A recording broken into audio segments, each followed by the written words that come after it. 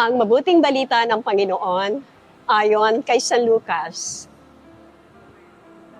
Noong panahong iyon, ang Panginoon ay humirang pa ng 72. Pinauna niya sila ng dala-dalawa sa bawat bayan at pook na patutunguhan niya. Sinabi niya sa kanila, "Sagana ang aanihin, ngunit kakaunti ang mga manggagawa. Idalangin ninyo sa may-ari na magpadala siya ng mga manggagawa sa kanyang bukirin. Humayo kayo, sinusubo ko kayong parang mga kordero sa gitna ng mga asong gubat. Huwag kayong magdala ng lukbutan, supot o panyapak. Huwag na kayong titigil sa daan upang makipagbatian kanino man.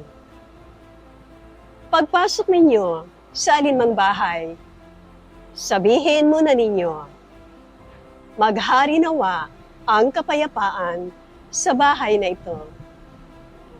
Kung maibigin sa kapayapaan ang nakatira roon, sa kanila ang kapayapaan. Ngunit kung hindi sila magkakamit nito. Manatili kayo sa bahay na inyong tinutuluyan. Kanin ninyo at inumin ang anumang idulot sa inyo. Sapagkat ang manggagawa ay may karapatang tumanggap ng kanyang upa. Huwag kayong magpapalipat-lipat ng bahay.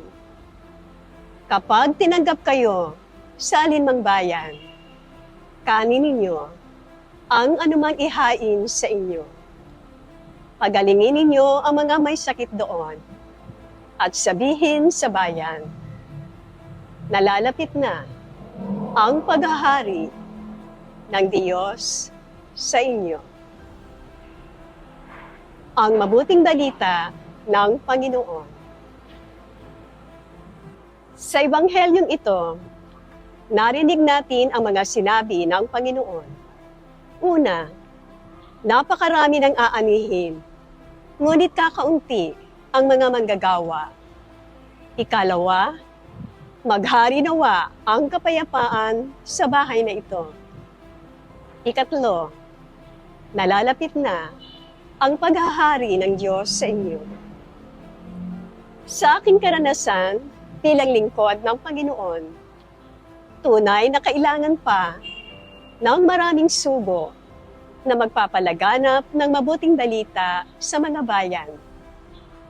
Halimbawa, sa mga paaralan, nakita ko na maraming bata ang sabik na makilala ang Diyos na ating Panginoon, na dapat sana ay sa tahanan unang makita ang isang sugo. Mula sa aking pagkabata, nakilala ko ang Diyos sa aking mga magulang. Pagdarasal araw-araw ng sama-sama. Pagsisimba tuwing linggo ng sama-sama. Paggawa ng mabuti sa kapwa at iba pa. Habang tumatanda at nagkapamilya, mas lumago ang aking pananampalataya sa Diyos at higit na lumalim ng maging lingkod ng simbahan. Sa paglilingkod at pagkakaloob ko sa Diyos ng aking sarili, tunay na nagahari ang kapayapaan. Bagamat nakakaranas din ng mga ups and downs sa buhay, nadarama ko ang awa at habag at tulong ng Diyos.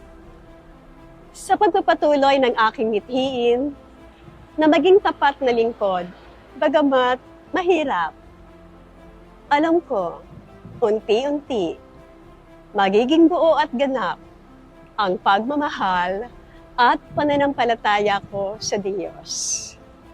Tila baga, nalalapit na ang kaharian ng Diyos, sapagkat may kapayapaan at kagalakan ang aking puso sa tuwina nakaloob ng Diyos. Manalangin po tayo. Diyos sa mga makapangyarihan sa lahat, maraming salamat po sa biyaya ng paglilingkod na ipinagkaloob mo sa akin. Naway dumami pa po ang inyong mga sugo na makapagpapalaganap ng mabuting balita sa mga bansa.